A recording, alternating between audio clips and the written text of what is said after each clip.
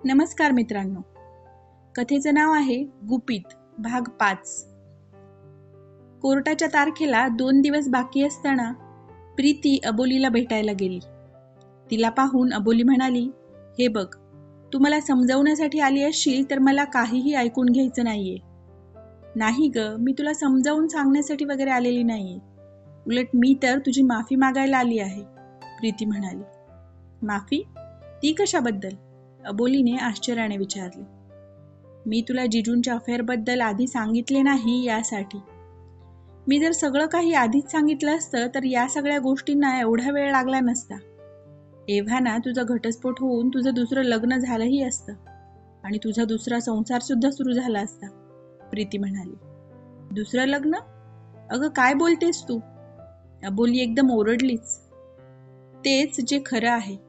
नाहीतरी परवा घटस्फोट झाल्यावर तुझ्यासाठी मुलगा शोधावाच लागणार आहे ना दुसऱ्या लग्नासाठी. त्यातच 2-4 महिने लागतील आणि तू बिचारी जुन्या आठवणींमध्ये अडकून बसशील तोवर. म्हणून जितक्या लवकर तू नवीन आयुष्याची सुरुवात करशील तितकंच चांगलं आहे. प्रीती अगदी सहजपणे बोलत होती. अगं तू काय बोलत आहेस, तुझं तुला तरी कळतंय का? कालपर्यंत जिजूंना एक संधी दे म्हणून माझ्या मागे लागणारी तू आज चक्क माझ्या दुसऱ्या लग्नाबद्दल बोलत आहेस. प्रीतीच्या अशा बोलण्याची अजिबात अपेक्षा नसल्याने अबोली काहीशी भांबावून तिला म्हणाली. हो, कारण आज नाही तर उद्या ते करावंच लागणार आहे ना, प्रीती म्हणाली. मला आता दुसरं लग्न करण्याची अजिबात इच्छा नाही. मी आयुष्यात कधीच दुसरं लग्न करणार नाही, अबोली म्हणाली. अगं हे फक्त बोलण्यापुरतं चांगलं वाटतं.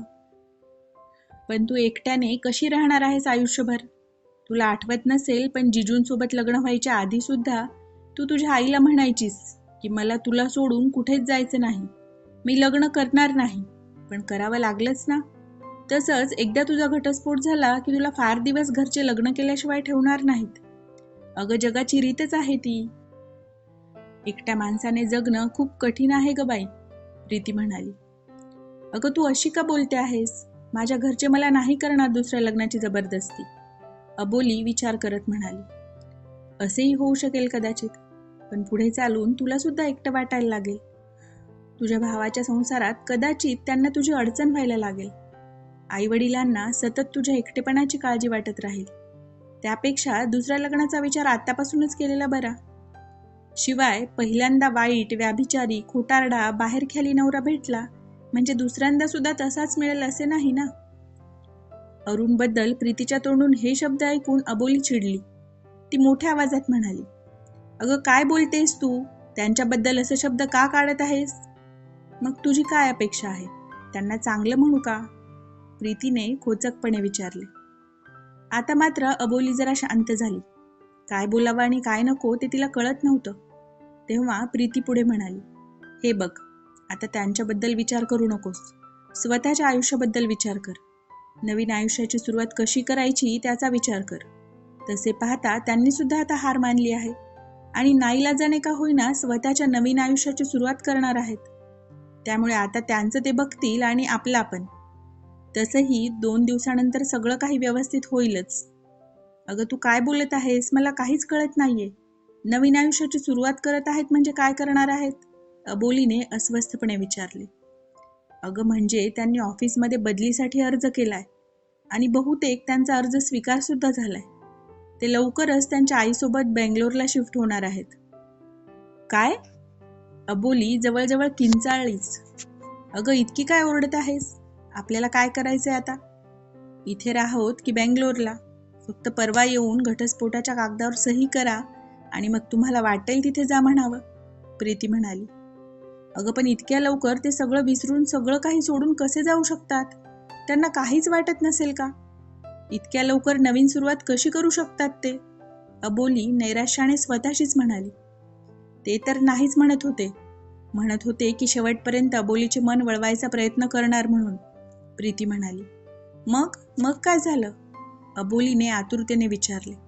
त्यांच्या आईने त्यांना समजावून सांगितलं की अबोलीचा निर्णय झालाय आणि तू काहीही केलं तरी ती तुझं ऐकणार नाही आणि आपल्या घरी परत येणार नाही म्हणून.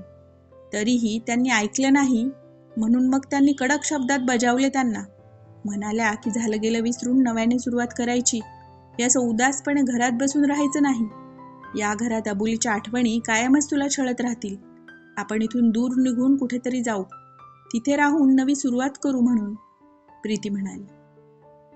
आणि त्यांनी ऐकलं सुद्धा, अबोली पुन्हा एकदा स्वतःशीच म्हणाली. पण प्रीतीने ते ऐकले आणि ती पुढे म्हणाली, ऐकणार नाही तर काय करणार? तुला तर त्यांनी गमावलेलंच आहे, पण आईला तरी नाराज करायला नको म्हणून तयार झालेत. प्रशांत तर सांगत होते की तिथे बेंगलोरला शिफ्ट झाल्यावर त्यांची आई त्यांच्या लग्नासाठी स्थळ सुद्धा पाहणार आहे म्हणून. नाही, असं नाही होऊ शकत, अबोली मोठ्याने म्हणाली. का नाही होऊ शकत? शेवटी आयुष्य काय एकट्याने काढणार आहेत का ते? शिवाय आईचं ऐकावंच लागणार ना त्यांना, प्रीती म्हणाली. तशी अबोली विचार करत सोफ्यावर बसली. तिला असे विचारात हरवलेले पाहून प्रीती पुढे म्हणाली, जाऊ दे, आपण कशाला बोलतोय त्यांच्याबद्दल? त्यांनी तिथे जाऊन काहीही करो, पण आपल्या आयुष्यातून असा वाईट माणूस निघून जाईल याचा आनंद आहे, प्रीती म्हणाली. आता मात्र अबोली एकदमच अबोल झाली. प्रीतीशी बोलायची सुद्धा तिची इच्छा होत नव्हती. थोडा वेळ थांबून प्रीती तिथून निघून गेली. अबोलीच्या मनात मात्र सारखे सारखे अरुणचे विचार येत होते.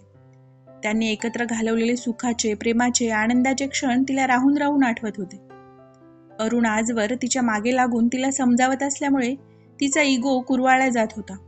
पण अरुण आता नवीन सुरुवात करणार हे ऐकून तिला हळूहळू का होईना वास्तवाची जाणीव होत होती. 2 दिवस तर तिला अगदी काहीच सुचत नव्हतं. जेवण सुद्धा नीट जात नव्हतं. बघता बघता घटस्फोटाचा दिवस आला देखील. ती अस्वस्थपणे नुसती घड्याळाकडे बघत होती. अगदी वेळेच्या आधीच तयार झाली. घरच्यांनी आधी तिला बरंच समजावून सांगितले होते, पण ही काही ऐकत नव्हती. म्हणून मग त्यांनी सांगणे सोडून दिले होते. कोर्टात जाताना कोणीच तिच्याशी काही बोलले नाही. आज तिला मनापासून वाटत होतं की कुणीतरी आपल्याला समजावून सांगण्याचा प्रयत्न करावा, पण आज मात्र कुणीच या विषयावर काहीच बोललं नाही. तिचे बाबा आणि भाऊ दोघेही तिच्या सोबत होते. अरुण आधीच तिथे हजर होता. त्याला पाहून अबोली मनातल्या मनात म्हणाली, खूप घाई आहे वाटतं यांना घटस्फोट घेऊन नवीन सुरुवात करायची. अबोली एका बेंचवर बसलेली होती. तिचे बाबा जवळच उभे होते. त्यांना पाहून अरुण त्यांच्याजवळ गेला आणि त्यांना म्हणाला, बाबा. पुढे तो काहीच बोलू शकत नव्हता.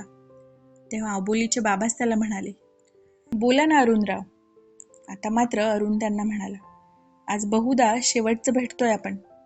मला माहीत आहे माझ्याकडून चूक झालीये आणि त्याची शिक्षा सुद्धा मी भोगतोय. पण काहीही झालं तरीही मी नेहमीच तुमच्या वडिलांप्रमाणे आदर केलाय. अबोली तर मला माफ करणार नाही, पण तुम्ही माफ केलं तर निदान माझ्या मनावरचं थोडं ओझं तरी कमी होईल. पुढे काय घडलं ते जाणून घेण्यासाठी पुढील भाग नक्की बघा. धन्यवाद.